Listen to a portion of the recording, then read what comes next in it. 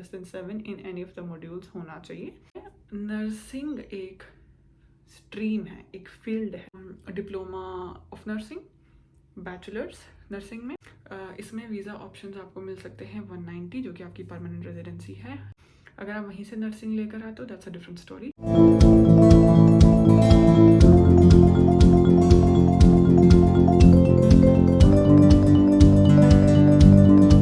Hello everyone, welcome to Australia वाले।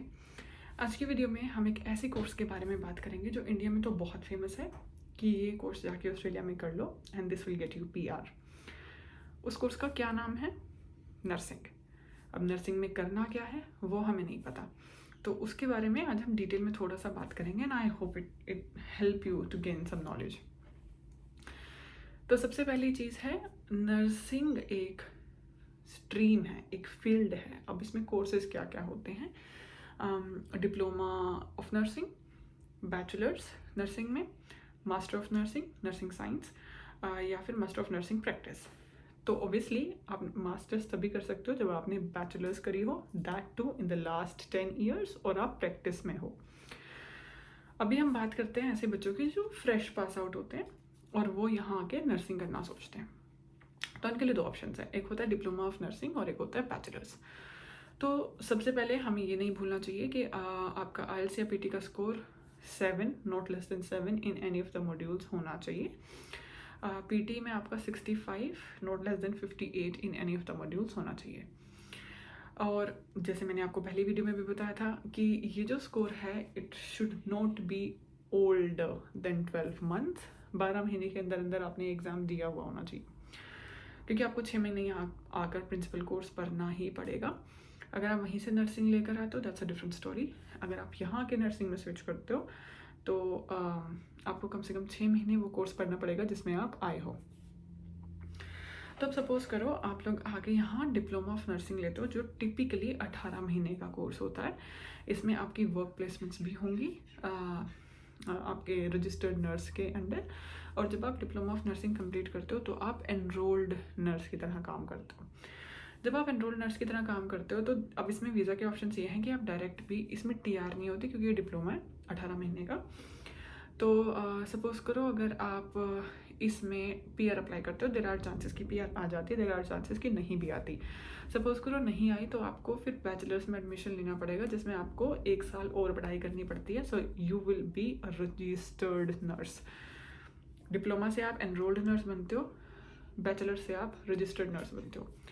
जब आप रजिस्टर्ड नर्स बन जाते हो तो you can work in aged care और मेंटल हेल्थ और community, whatever you like.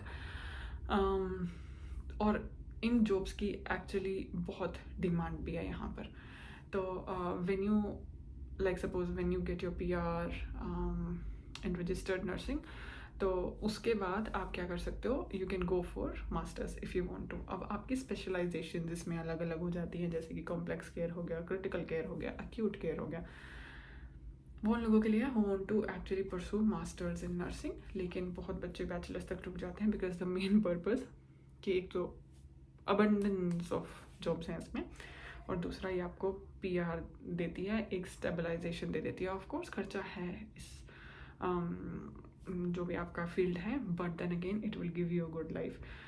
जिन लोगों को पढ़ाई करने का शौक है, हु आर रेडी कि you know they don't want to earn at this moment, they want to study and they want to make their future in Australia, they want to settle here, वो nursing कर सकते हैं। लेकिन जो जिन लोगों का first primary purpose पैसा कमाना है, they could go for some other easiest like easier course than this, और जो पैसे में भी थोड़ा कम हो।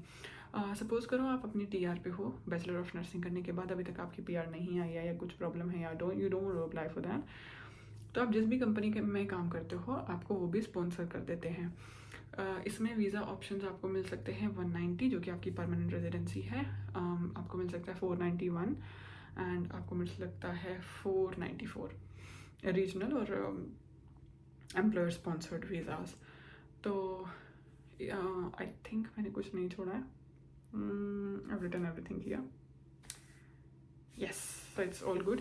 और जो भी आप कोर्स करोगे, सपोज आप डिप्लोमा अगर करते हो, which is also good certificate for nursing में, तो that should be registered under nursing and midwifery board of Australia. जैसे आपका बाकी कोर्सेज जो होते हैं वो क्राइको से रजिस्टर्ड होने चाहिए, ये इसके अंडर रजिस्टर्ड होगा। So that's it, so that आपको जब आप एवेल्युएशन कराओ, अपनी प्रोसेसिंग शुरू करो, तो आपको कोई डिफ़िकल्टी ना आए। ऑल्सो मैं आपको एक बात बताना चाहती हूँ, किसी स्टूडेंट के साथ ऐसा हुआ था that they wanted to do a course which is in PR list, not nursing but a course in PR list, some social work और समथिंग, और जब बाद में उनको पता चला कि उनकी जिस यूनिवर्सिटी से उन्होंने पढ़ाई की है वो तो रजिस्टर्ड ही नहीं है, तो जो सारा पैसा था वो वेस्ट गया। Now they will have to switch to a different course. तो आपके साथ ऐसा ना हो तो आप पहले से ही सारी जांच पड़ताल अपनी यूनिवर्सिटी या उस इंस्टीट्यूट की करके रखो जिसमें आप ये कोर्स पढ़ने वाले हो। I think that's it. If you have any doubts, any questions, just write it in your comment box, or if you want to contact me through email, you can drop the email and I'll get back to you. I think मैंने आपको सब कुछ बता दिया है. If you still have any doubts, get back to me. I'll help you.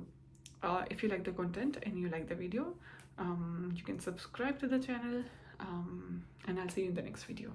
Bye bye.